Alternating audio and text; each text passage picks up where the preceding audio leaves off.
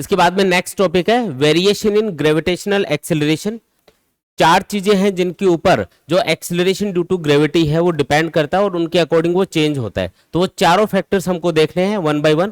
पहला है इसके अंदर ड्यू टू हाइट। अगर आप अर्थ की सरफेस से किसी हाइट पे जाओगे तो एक्सेलरेशन ड्यू टू ग्रेविटी की वैल्यू क्या होती जाएगी, चेंज होती जाएगी, डिक्रीज होती जाएगी। अब कितना डिक्रीज होगी, कैसे उसको कैलकुलेट करना है वो हम देखेंगे। ठीक है, बिल्कुल आसान है एकदम।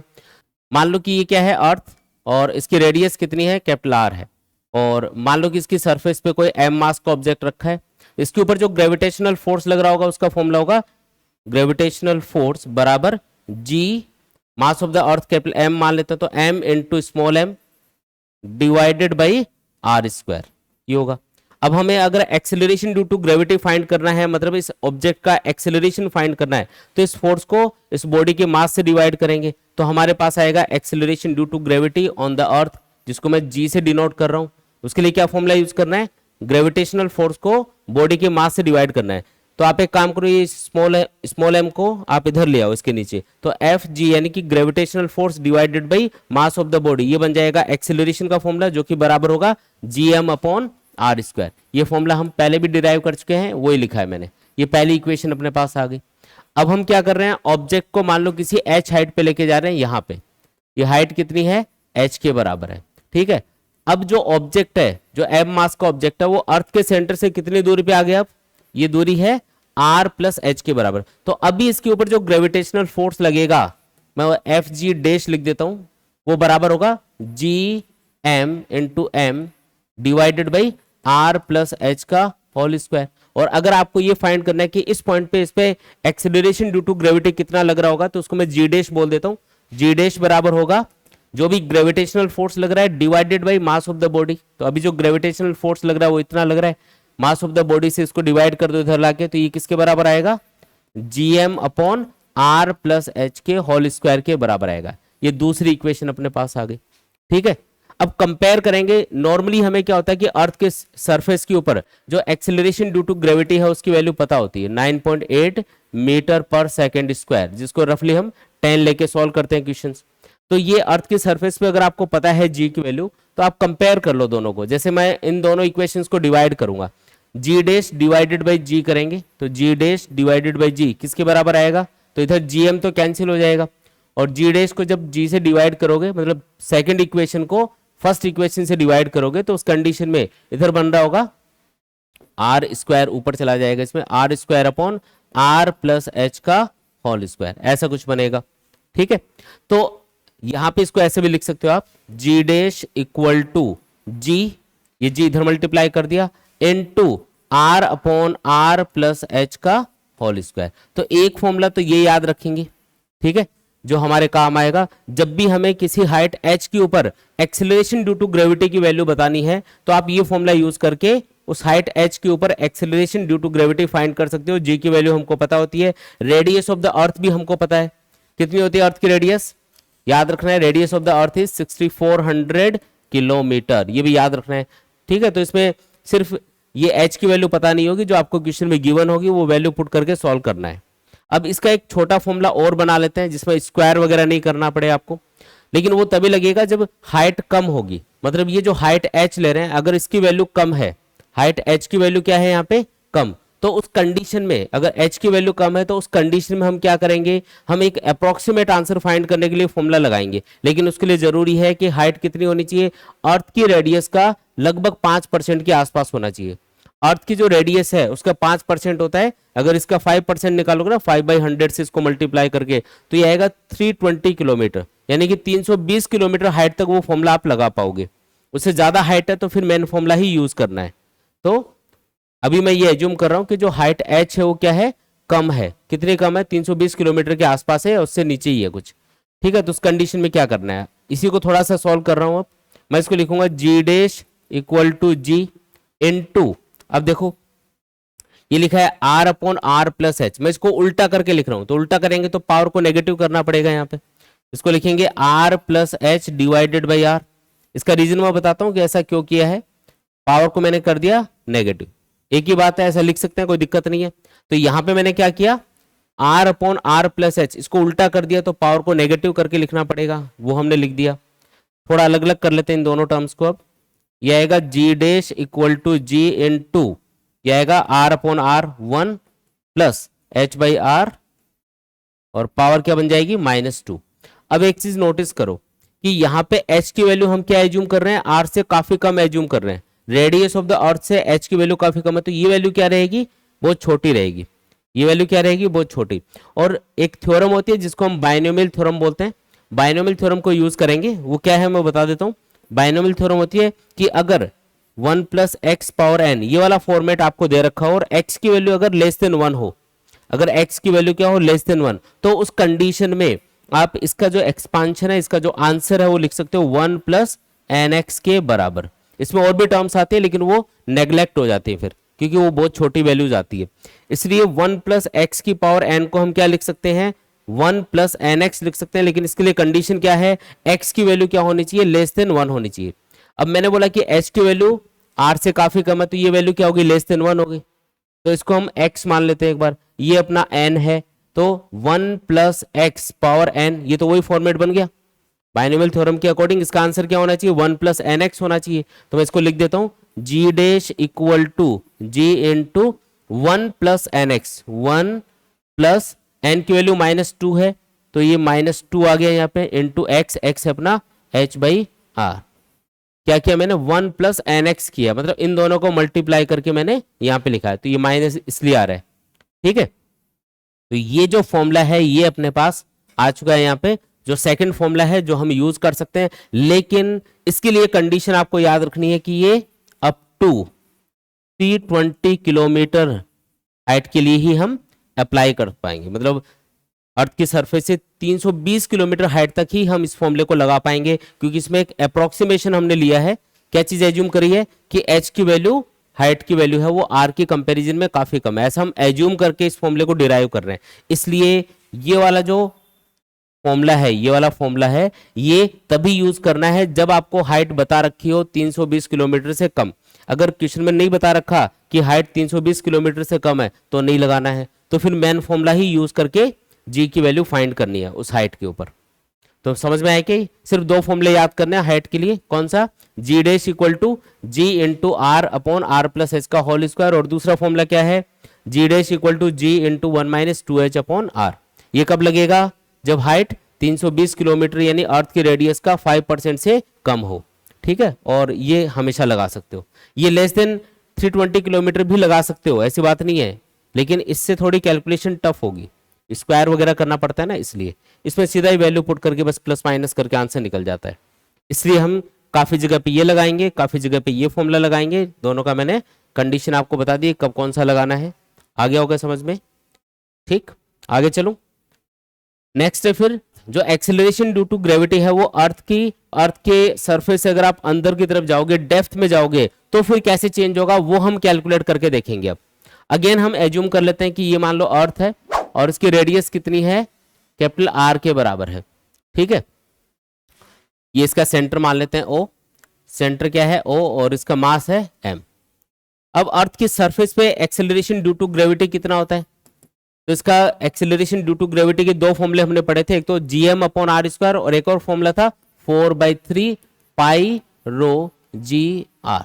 तो ये वाला फॉर्मूला मैं यूज करूंगा अभी, इससे हम कैलकुलेशन करके पता लगाएंगे कि अगर हम अर्थ की सरफेस से डेप्थ में जाते हैं तो फिर g की वैल्यू कैसे चेंज होगी। अब मान लो कि इससे आप अर्थ की सरफेस से d डेप्थ पे आ गए, मान लो d डेप्थ पे चले गए, यहां पे आ गए, कितना डेप्थ पे आ गए हम लोग, d डेप्थ पे आ गए। तो अर्थ के सेंटर से अभी हम कितनी दूरी पे हैं, अर्थ के सेंटर से देखेंगे ना डिस्टेंस, तो अर्थ के सेंटर से हम कितनी दूरी पे हैं बताओ।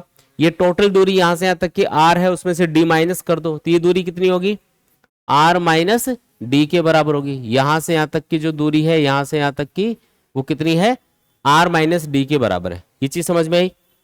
तो अगर मुझे इस r माइनस डी डिस्टेंस पे, अर्थ के सेंटर से r माइनस डी डिस्टेंस पे acceleration due to gravity find करना है, तो मैं क्या करूंगा, इस r माइनस डी को रेडियस एज्यूम करते हुए, क्या मानते हुए, रेडियस, एक छोटा सा स्फीयर ड्रॉ करूंगा ऐसे, ये स्फीयर ड्रॉ कर दिया हमने। ठीक है, अब जैसे अर्थ की सरफेस पे हमें एक्सेलरेशन ड्यू टू ग्रेविटी बताना होता है, तो अर्थ की सरफेस सेंटर से कितनी दूरी पे होती है, कैपिटल आर, तो फॉर्मूले में कैपिटल आर आता है। उसी तरीके से अगर मुझे यहाँ पे अब एक्सेलरेशन ड्यू टू ग्रेविटी बताना है अर्थ के सेंटर से r माइनस डी दूरी पे, तो इस स्फीयर पे फोकस करो। अब सिर्फ इस स्फीयर को देखो, बाहर वाला ये जो पोर्शन है इसको रिमूव कर दो। अब तो यहाँ पे आपको एक्सेलरेशन ड्यू टू ग्रेविटी बताना है, तो क्या करना पड़ेगा, अब r की जगह वहां पे क्या पुट करना पड़ेगा, r माइनस डी पुट करना पड़ेगा। तो g डैश की वैल्यू आएगी 4/3 पाई रो जी इंटू आर माइनस डी, ये आएगा। अब कंपेयर करने के लिए, एक्स्ट्रा चीजें हटाने के लिए दोनों को डिवाइड कर देते हैं आपस में। तो सेकंड इक्वेशन को फर्स्ट से डिवाइड कर रहा हूं तो आएगा G dash upon G equal to 4/3 pi और जी, ये तो हो जाएंगे कैंसिल, इधर बचेगा आर माइनस डी और इधर आर, क्या आएगा। अब जी डैश इक्वल टू क्या आ गया यहाँ पे, जी इंटू, इसको डिवाइड करके लिखेंगे तो 1 माइनस डी बाई आर आ जाएगा। तो ये लो जी, ये अपना फाइनल आंसर आ गया। अगर आप किसी भी डेप्थ पे जाते हो, अगर आप अर्थ की सरफेस से अंदर जाते हो, तो जैसे जैसे आप अंदर जाओगे जी की वैल्यू इस फॉर्मूले के अकॉर्डिंग चेंज होगी। जैसे अगर मैं सेंटर पे कैलकुलेट करूं, एट द सेंटर जी की वैल्यू कितनी होगी, at the centre of earth. अगर आप अर्थ के सेंटर पे ही चले गए तो डी की वैल्यू किसके बराबर हो जाएगी, आप जाते जा रहे हो, डेप्थ में जाते जा रहे हो, अर्थ के सेंटर पे पहुंच गए, इस ओ पॉइंट पे पहुंच गए, तो कितनी डेप्थ पे आ गए आप, कैपिटल आर, है ना, जो अर्थ की रेडियस होगी उतनी डेप्थ पे आ गए। तो डी की वैल्यू कैपिटल आर पुट कर दो, डी किसके बराबर होगा, कैपिटल आर के। अगर डी की वैल्यू कैपिटल आर पुट करोगे तो capital R upon capital are, ये बनेगा 1, 1 माइनस 1 0, यानी कि जी की वैल्यू क्या आ जाएगी, 0। यानी अर्थ के सेंटर के ऊपर एक्सेलरेशन ड्यू टू ग्रेविटी कितना होगा, 0 होगा। तो किसी भी बॉडी का जो वेट है अर्थ के सेंटर के ऊपर कितना महसूस होगा, 0, क्योंकि वहां पे जी की वैल्यू कितनी हो गई, 0 हो गई ना। जैसे जैसे आप डेप्थ में जाओगे ना, जी की वैल्यू कम होती जाएगी और सेंटर पे पहुंचने के बाद कितनी हो जाएगी, 0। तो अर्थ की सरफेस से आप हाइट पे जाओगे तब भी जी की वैल्यू कम होगी और डेप्थ में जाओगे तब भी जी की वैल्यू कम होगी। इसका मतलब मैक्सिमम वैल्यू जो जी की होती है, एक्सेलरेशन ड्यू टू ग्रेविटी की होती है, वो कहां पे होती है, अर्थ की सरफेस पे होती है। ठीक है, अच्छा तेजी से किधर कम होगा जो एक्सेलरेशन ड्यू टू ग्रेविटी है, तो डेप्थ में जाओगे तो फॉर्मूला लगाओगे G dash equal to G into 1 minus D upon R. और अगर हाइट पे जाते हो तो फॉर्मूला लगाते हैं हम लोग, इससे कंपेयर करके बता रहा हूं, G dash equal to G into 1 minus 2h by R. देखो उसमें 1 माइनस डी बाई आर लिखा था डेप्थ के लिए, इसमें आ रहा है 2h बाई आर, यानी कि जो माइनस होने वाली टर्म है वो इसमें बड़ी होगी। क्यों, क्योंकि अगर आप सेम हाइट पे जाते हो और सेम डेप्थ के ऊपर जाते हो तो h और d की वैल्यू तो सेम होगी दोनों कंडीशन में, लेकिन यहाँ पे 2 से मल्टीप्लाई करके फिर इस टर्म को 1 में से सब्ट्रैक्ट करेंगे, तो ये जो आंसर आएगा ये छोटा आएगा। इसका मतलब हाइट के ऊपर अगर आप जाते हो, अर्थ की सरफेस पे हाइट पे जाते हो तो जी की वैल्यू तेजी से कम होती जाएगी और डेप्थ के अंदर जाते हो तो कंपैरेटिवली धीरे धीरे कम होगी।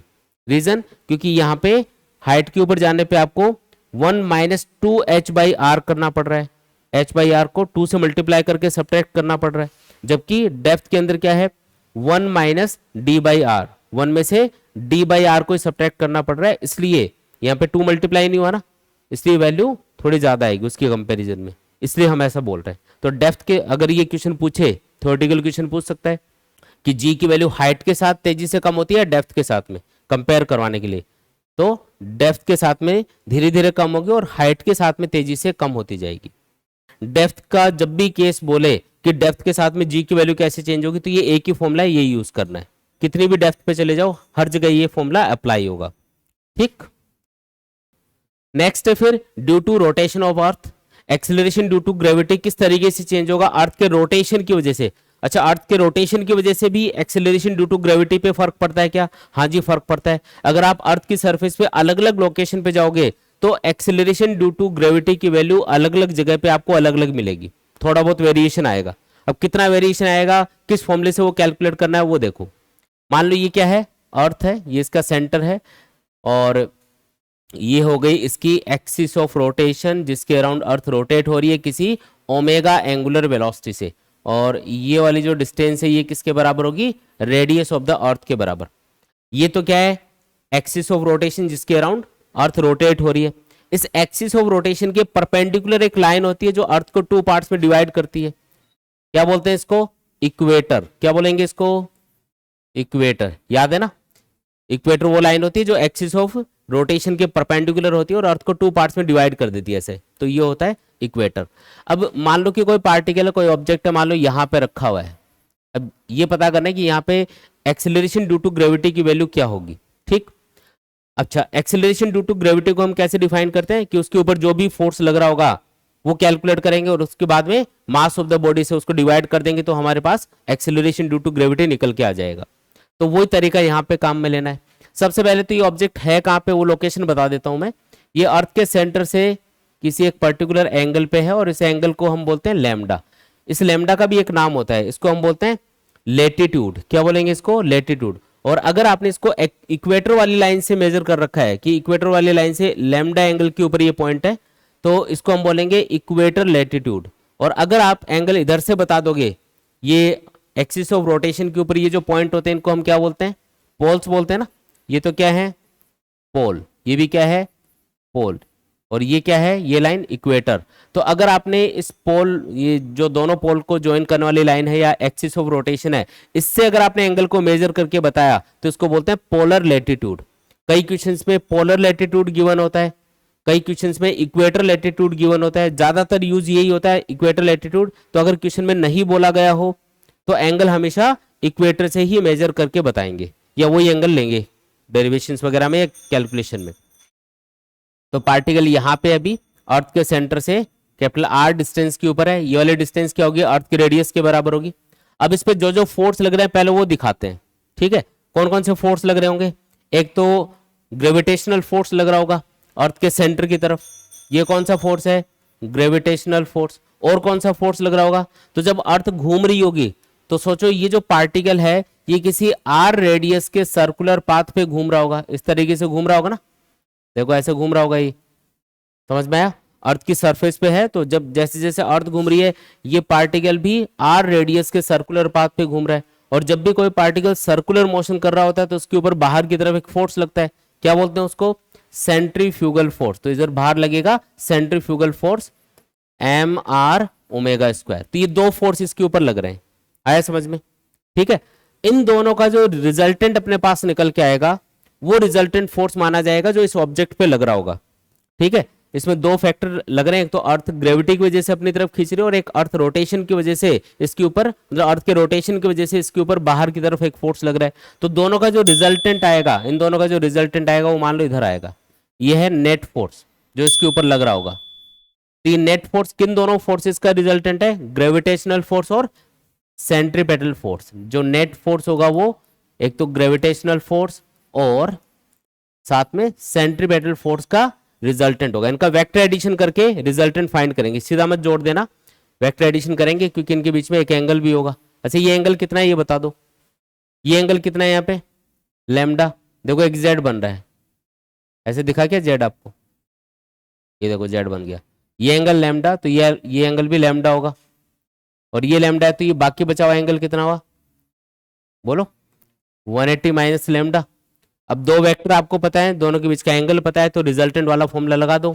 नेट फोर्स बराबर आएगा, नेट फोर्स को मैं एम जी डैश लिख देता हूं। जी डैश मतलब वो apparent acceleration due to gravity जो यहाँ पे जो पार्टिकल होगा उसको फील होगी। जी डैश मतलब जो अपेरेंट वेट, ये एम जी डैश तो हो गया अपेरेंट वेट, और जी डैश को हम बोलेंगे apparent acceleration due to gravity. Apparent मतलब जो अपीयर हो रही है, जो लग रहा है इस पार्टिकल को इसके ऊपर कि इतना एक्सेलरेशन काम कर रहा है, तो वो जी डैश बोला है मैंने। तो जो नेट फोर्स है उसको मैंने लिख दिया एम जी डैश, ये बराबर होगा ग्रेविटेशनल फोर्स जो कि होता है एम जी। तो आपको रिजल्टेंट फाइंड करना है वेक्टर एडिशन से, तो एक काम करना पड़ेगा, वेक्टर एडिशन वाला फॉर्मूला लगाना पड़ेगा यहाँ पे। कौन सा formula, under root of A square plus B square plus 2ab cos theta. तो ग्रेविटेशनल फोर्स का स्क्वायर प्लस सेंट्रीपेटल फोर्स का फॉर्मूला है एम आर ओमेगा स्क्वायर, इसका स्क्वायर कर दो, प्लस 2ab, ab यानी M G into M R omega square into cos theta. Theta कितना, 180 minus lambda.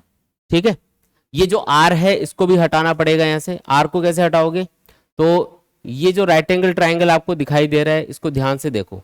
इस राइट एंगल ट्राइंगल के अंदर, मैं थोड़ा हाईलाइट कर देता हूँ इसको, इस राइट एंगल ट्राइंगल की हम लोग बात कर रहे हैं। इस राइट एंगल ट्राइंगल के अंदर ये जो साइड है, देखो ये एंगल हो गया, एंगल के सामने ये हो गया परपेंडिकुलर, ये हो गया बेस। तो बेस r के बराबर है और हाइपोटेनियस किसके बराबर होगा, रेडियस ऑफ द अर्थ के बराबर। तो ये हमको हाइपोटेनियस पता है, बेस हमको कैलकुलेट करके यहाँ पे पुट करना पड़ेगा। तो बेस और हाइपोटेनियस में क्या रिलेशन होता है, कॉस थीटा। तो लिखेंगे cos lambda equal to base upon hypotenuse, यानी कि small R upon capital R. Small R क्या आएगा, कैपिटल आर कॉस लेमडा आएगा। ठीक है, ये वैल्यू उठा के यहाँ पे पुट करनी है, फिर सॉल्व करना है। सॉल्व अभी करेंगे नहीं, लेकिन ये इस तरीके से किया जाता है कि इसकी वैल्यू पुट करके सॉल्व करते हैं। और फाइनली ये m की वैल्यू तो देखो हर टर्म में आ रही है, तो ये m तो हो जाता है कैंसिल। और फाइनली जो आंसर निकल के आता है g डैश, वो बराबर आता है g minus omega square R cos square lambda. ये फाइनल आंसर निकल के आएगा। तो ये अपने काम की चीज है जो आपको याद रखनी है। जब भी आप अर्थ के ऊपर किसी भी पॉइंट के ऊपर अगर आप acceleration due to gravity find करना चाह रहे हो, तो आपको सिर्फ ये बातें ध्यान रखनी है कि जी की वैल्यू तो हमको पता ही है, रेडियस ऑफ द अर्थ भी पता है, बस ये देखना है कि अर्थ किस एंगुलर वेलोसिटी से रोटेट हो रही है, वो वैल्यू आपको गिवन होगी, वो हम पुट कर देंगे। और लैम्डा की वैल्यू हमको पता होनी चाहिए कि ऑब्जेक्ट कहाँ पे है। जैसे ऑब्जेक्ट यहाँ पे, तो एंगल क्या बना है यहाँ पे, लैम्डा। अगर ऑब्जेक्ट होता है इक्वेटर के ऊपर, सपोज करो एट इक्वेटर लैम्डा कितना होता, बोलो एट इक्वेटर लैम्डा कितना होता। अगर पार्टिकल यहाँ के बजाय यहाँ पे होता तो ये एंगल छोटा होता कितना हो जाता, जीरो हो जाता।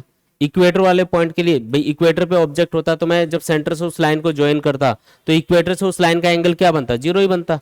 तो लैम्डा की वैल्यू जीरो होगी।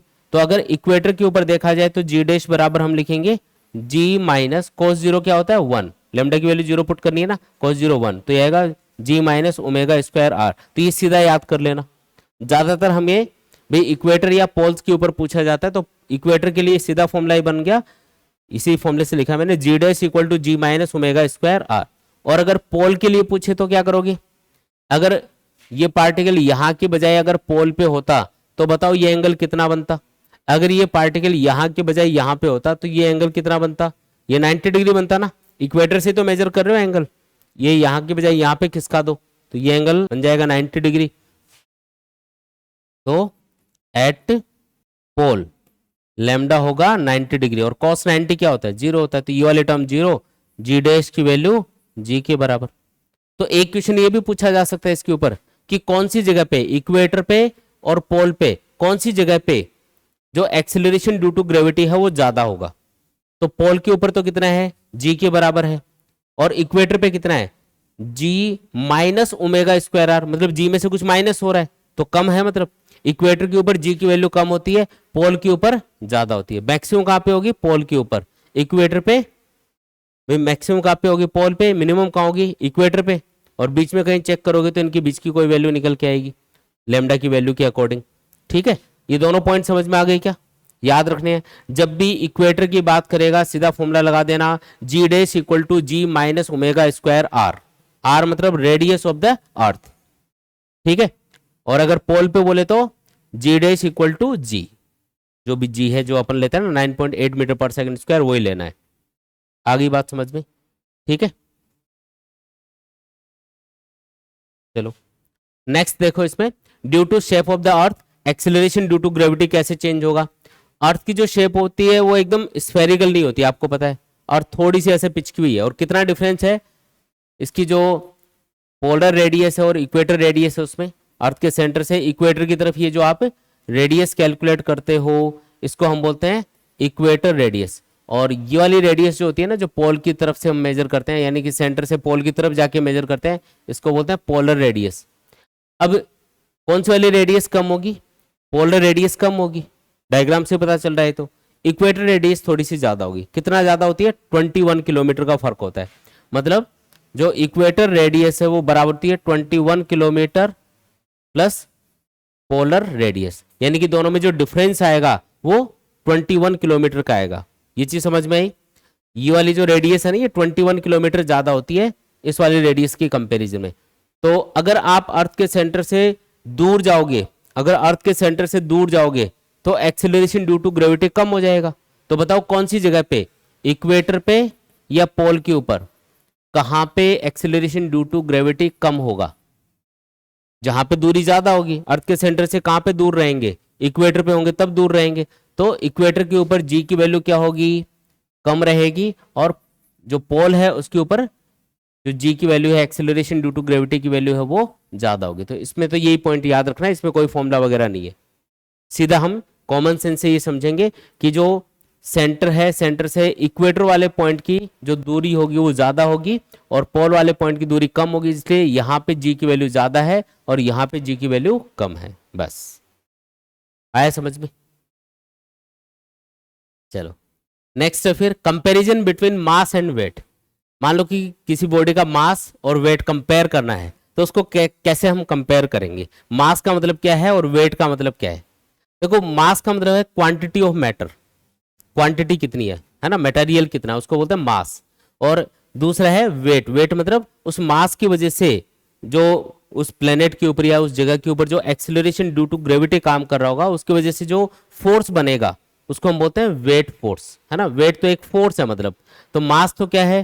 क्वांटिटी एक तरह से, भाई इतना मास है 10 किलोग्राम 50 किलोग्राम, ये तो क्वांटिटी हो गई एक तरह से, ठीक है। और ये जो वेट है ये क्या है? ये एक फोर्स है। अब मास तो स्केलर क्वांटिटी होती है और फोर्स आपको पता है वेक्टर क्वांटिटी है, इसका मतलब वेट क्या होगा? एक वेक्टर क्वांटिटी होगी। तो याद रखना है कि मास क्या है? स्केलर क्वांटिटी, वेट क्या है? Vector quantity. एक तो ये डिफरेंस। नॉर्मली हम बोलने में तो ऐसे बोलते थे भाई तेरा वेट कितना है, अगला बताता है 60 किलोग्राम। अब किलोग्राम में बता रहा है तो वो क्या चीज है? वो तो मास बता रहा है। वेट तो होगा 60 किलोग्राम इंटू जी, यानी कि लगभग 600 न्यूटन के बराबर। लेकिन हम कॉमन लैंग्वेज में ऐसे बोलते हैं, कोई बात नहीं। लेकिन आप इनमें डिफरेंस, क्योंकि आप साइंस के स्टूडेंट हो, आपको डिफरेंस पता होना चाहिए। मास अलग चीज है, वेट अलग चीज है, ठीक है। दूसरी बात, जो मास उसकी यूनिट आपको पता ही है किलोग्राम, और वेट फोर्स की यूनिट क्या होगी? न्यूटन। न्यूटन में इसको मेजर करेंगे, ठीक है। किसी भी प्लेनेट पे चले जाओ, पूरे यूनिवर्स में कहीं भी चले जाओ, मास की वैल्यू कभी चेंज नहीं होगी, लेकिन वेट की वैल्यू चेंज होती रहेगी। अगर स्पेस में आप चले जाओगे जहां पे ग्रेविटी नहीं है सपोज करो, तो वहां पे वेट हो जाएगा 0। और किसी ऐसे प्लेनेट पे चले जाओगे जहां पे अर्थ की कंपैरिजन में एक्सेलरेशन ड्यू टू ग्रेविटी ज्यादा है, तो वहां पे उसी बॉडी का वेट ज्यादा महसूस करोगे अर्थ की कंपैरिजन में, ठीक है। तो ये इनमें डिफरेंस है, आया समझ में? तो क्या क्या डिफरेंस है? मास क्या है? स्केलर। वेट क्या है? वेक्टर। मास क्या है? Quantity of matter. वो वेट क्या है? एक फोर्स है जो कि एक वेक्टर क्वांटिटी होती है, ठीक है। वेट की वैल्यू किसी भी प्लेनेट पे जाओगे तो वो चेंज होगी according to acceleration due to gravity. Weight का मतलब है mg, वेट का मतलब क्या है? mg। जैसे जैसे g चेंज होता जाएगा वैसे वैसे बॉडी का वेट चेंज होता जाएगा।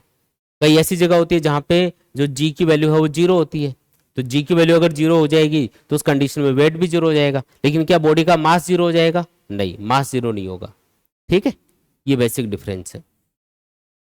नेक्स्ट है फिर इनर्शियल एंड ग्रेविटेशनल मास। देखो दो तरीके से हम मास को डिफाइन करते हैं। कई क्वेश्चंस में आपको लिखा हुआ मिलेगा इनर्शियल मास इतना है, कई क्वेश्चंस में लिखा हुआ मिलेगा ग्रेविटेशनल मास कितना है। तो इनका इनमें डिफरेंस क्या है, इनका मतलब क्या है वो समझो। इनर्शियल मास का मतलब क्या है पहले वो बता रहा हूं। कौन सा मास? इनर्शियल मास। देखो मान लो कि कोई ऑब्जेक्ट है और उसके ऊपर आप कुछ फोर्स अप्लाई कर रहे हो।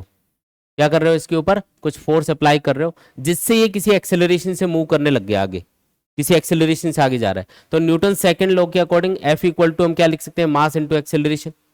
यहां से जो मास कैलकुलेट होगा इस फॉर्मूले से F अपॉन A करके, इसी को हम बोलते हैं इनर्शियल मास। इसी को हम क्या बोलेंगे? इनर्शियल मास बोलेंगे। यही है इनर्शियल मास, जो फोर्स अपॉन एक्सेलरेशन। फोर्स कितना लगा बॉडी पे, नेट फोर्स कितना लग रहा है, मतलब एक से ज्यादा फोर्स भी हो सकते हैं, तो उस पर नेट फोर्स कितना लग रहा है डिवाइडेड बाय वो किस एक्सेलरेशन से बॉडी मूव कर रही है। इस रेशियो को ही हम क्या बोलते हैं? इनर्शियल मास बोलते हैं। कौन से डिवाइस से इसको मेजर किया जाता है? तो जो इनर्शियल मास है उसको मेजर करते हैं फिजिकल बैलेंस से। ये क्या चीज होती है? नाम सुना है क्या? देखा सबने है? नाम नहीं पता होगा। फिजिकल बैलेंस किसको बोलते हैं?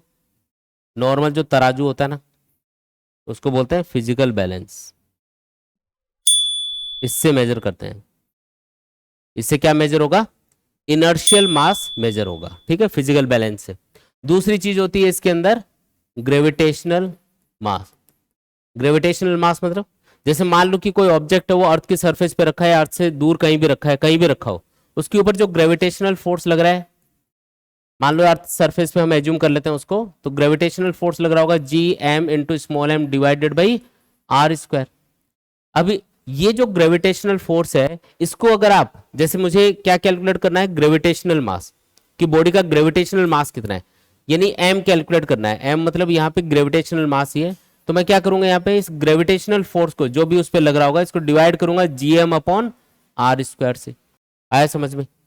कोई भी बॉडी है, अगर आप उसका ग्रेविटेशनल मास कैलकुलेट करना चाह रहे हो तो उस पर जो भी ग्रेविटेशनल फोर्स लग रहा होगा जितना भी, उसको जीएम अपॉन आर स्क्वायर से डिवाइड कर दो, ठीक है। तो ये यहाँ पे इस फॉर्मूले से जो वैल्यू अपने पास निकल के आती है मास की, इसी को हम बोलते हैं ग्रेविटेशनल मास। क्या बोलेंगे इसको? ग्रेविटेशनल मास। किससे मेजर करते हैं इसको? तो इसको मेजर करने के लिए होता है स्प्रिंग बैलेंस। देखा होगा ना स्प्रिंग बैलेंस, ऐसे एक स्प्रिंग बैलेंस होता है, उसमें एक स्प्रिंग होती है और यहाँ पे कुछ वेट लटका देते हैं, ऐसे होता है। यहाँ पे वेट लटकाएंगे तो ये स्प्रिंग खींचेगी और इसके ऊपर एक पॉइंटर लगा होता है ऐसे, तो यहाँ पे रीडिंग लिखी होती है इसके ऊपर 1 2 3 4 5 ऐसे। तो जैसे ये खींचेगा तो ये पॉइंटर नीचे जाएगा तो हमें कुछ रीडिंग दिखाएगा कि इतना वेट लटका दिया इसके ऊपर। हम क्या करते हैं, पहले एक नॉन वेट इससे लटकाते हैं। इससे क्या करेंगे, जैसे 5 किलोग्राम वेट लटका दिया, स्प्रिंग कितना खींच रही है, पॉइंटर कहाँ पे जा रहा है, वहां पे 5 किलोग्राम लिख देना है। फिर इसमें 2 किलोग्राम लटका दो, स्प्रिंग कम खींचेगी, पॉइंटर जहां पे रहेगा वहां 2 किलोग्राम लिख देना, ऐसे। तो पहले एक नॉन मास लटका के और इसके ऊपर ये पॉइंटर है, इसको हम भाई इसके ऊपर रीडिंग लिख देते हैं। फिर कोई भी अननोन मास इससे लटकाओगे तो स्प्रिंग तो उतनी खींचेगी जितनी उस वेट से खींचनी चाहिए, तो उसके अकॉर्डिंग रीडिंग पता चल जाएगी आपको। तो इसको बोलते हैं स्प्रिंग बैलेंस। तो बस इस पे यही क्वेश्चन पूछा जाता है, कोई लंबा चौड़ा क्वेश्चन नहीं आता इसके ऊपर। सिर्फ इतना सा याद रखना है, इनर्शियल मास को किससे मेजर करते हैं, फिजिकल बैलेंस से, और ग्रेविटेशनल मास को किससे मेजर करते हैं, स्प्रिंग बैलेंस से, बस।